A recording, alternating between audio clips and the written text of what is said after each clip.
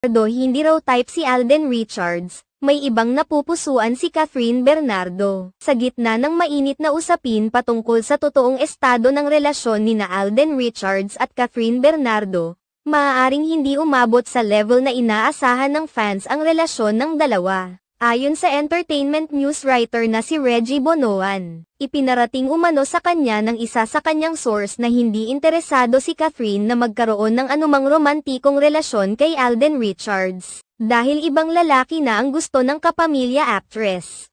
Mukhang mananatiling magkaibigan lang sina Alden Richards at Catherine Bernardo dahil may ibang gusto raw ang aktres na hindi naman binanggit kung sino, pahayag nito. Sinabi pa ng writer na tiyak na marami ang magugulat kung matutuklasan nila ang pagkakakilanlan ng misteryosong lalaki na kinahuhumalingan ngayon ni Catherine Bernardo.